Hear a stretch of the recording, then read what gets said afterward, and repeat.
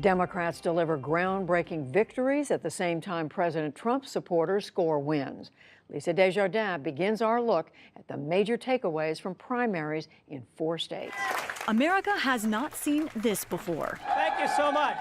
In Vermont, former electric co-op CEO Christine Hallquist is now the first openly transgender person to win a major party's nomination for governor. She trounced her Democratic competition in Tuesday's primary. And it's not just about the transgender community, it's not just about the LGBT community, it's about all marginalized communities. Vermont was part of a national night of firsts for Democrats. In Connecticut, former National Teacher of the Year Jahana Hayes could become the first black woman in Congress from New England, thanks to her primary win.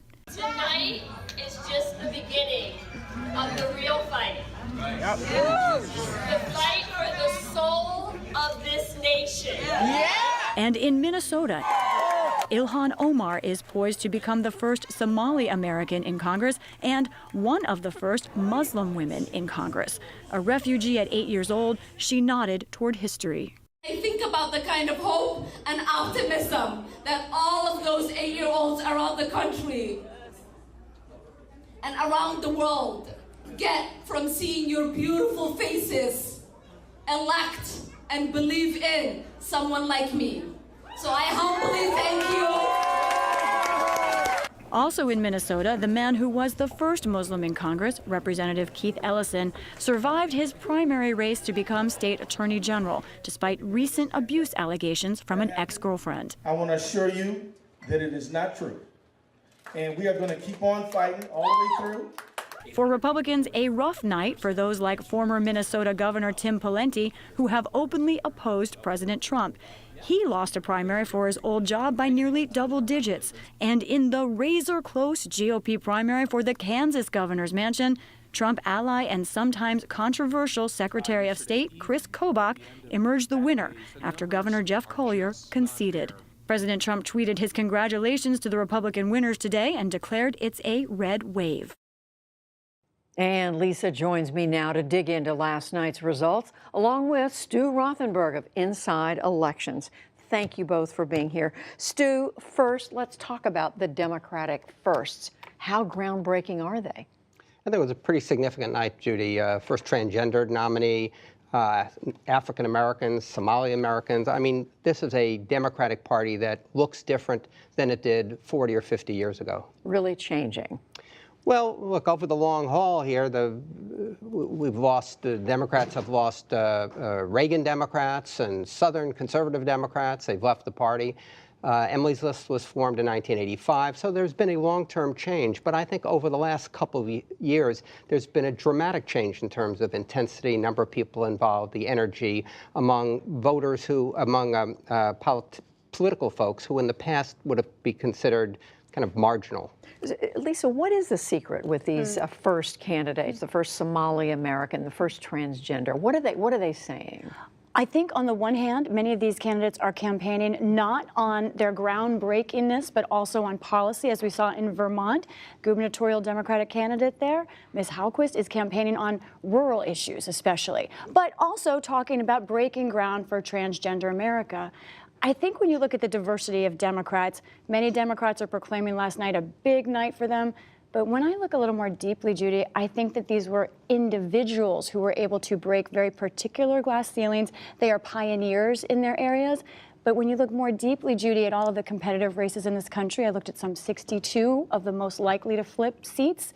In those races, Democrats actually have far fewer minorities than the country has at large. So I don't think this is a sweeping trend for Democrats. I think they are still behind, as are Republicans, in their candidates. But we're seeing a few individuals who are breaking ground. But they're getting a lot of news attention. That's right. Because of some of these firsts. Stu, let's turn to the Republicans. President Trump calling it a red wave. Maybe we should call it a Trump wave.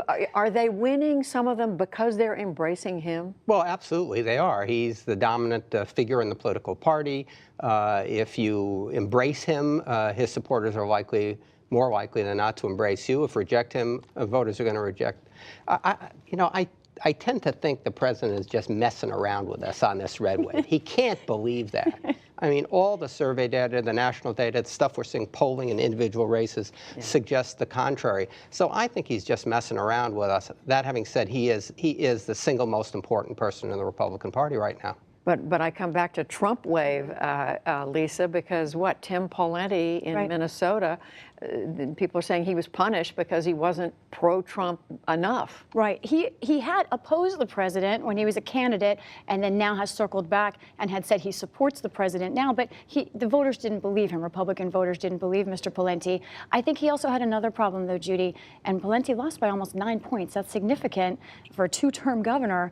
He was seen as a Washington insider now, someone who left the state and became a lobbyist. So I think these Trump voters, part of the Trump wave, if there is one, is also an anti-Washington wave that helped the president get his job, and that's hurting Republicans who are tied to Washington. But Stu, whether if it is a closeness to Donald Trump that's helping some of these Republicans, how does that help them or not in November? How does it affect their chances in the general election? Well, it's a double-edged sword. It's helping them now, but it may hurt them in November to the extent that the November elections become a referendum on the president and other voters come out.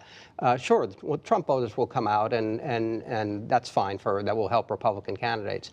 The problem is, as these candidates are associated with the president, only with the president, swing voters, independents, white suburban women with college degrees, those kind of voters may not look on these Trump congressional candidates, gubernatorial candidates, Senate candidates in a friendly way. Now, Lisa, what are we seeing for the fall right now? I mean, right. I think overall, there was a moment where the Republicans were picking up some steam. Now I think it's shifting back towards Democrats again. But I honestly think September is going to be the month that will tell us a lot more than this moment. I think in last night, the Midwestern races are very important to watch, not just Minnesota and Wisconsin, which, by the way, were two of the closest races in 2016, but also Illinois, Iowa, those kinds of places. And I think Democrats, if they get these sort of exciting storylines out, as we've seen last night, they feel like that's going to help them get more people to the polls. And Stu, I noticed there was a story in the New York Times today saying the Democratic Party is saying to many of their congressional candidates, you can craft your own message. We're not going to give you a nationwide cookie cut, a message that one size fits all. You can do it. I think that's the right strategy. It's a great strategy. It's a winning strategy.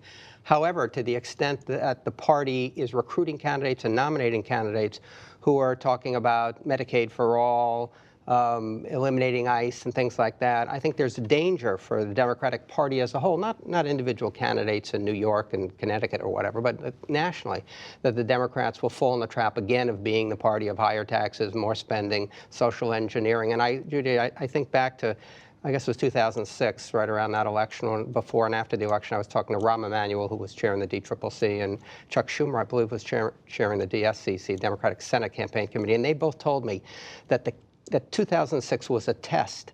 It would show the voters whether or not the Democrats were now grown-ups and could handle the checkbook and could run the country when they took the majorities in Congress. And they were worried that that was a testing time. And I think Democrats need to worry that they need to win, of course, in 2018, but then they need to prove that they can govern more broadly, not to just narrow constituencies. You talk to people on the Hill all the time. What are you hearing about that? That's right. I think quickly that Democrats are feeling like the wind is now at their back. But I also think that this for Democrats is they do have an identity issue that they know that they need to address now, and they want these sort of exciting stories of diversity to be more than symbolic and to run a little bit more deeply. One thing I want to mention is that woman Ilhan Omar, who looks like she will be the next congressman from Minnesota, she is also going to change policy at the Capitol. Right now, in the House of Representatives, you are not permitted to have your head covered in the chamber. She is a practicing Muslim who keeps her head covered. That rule will have to change, or we will hear a lot about it. We will see. And you say right now she's favored. That's right. Now she's favored. That is a heavily Democratic district. That's right. Lisa Desjardins, Stu Rothenberg, thank you both. Thank you. Thank you.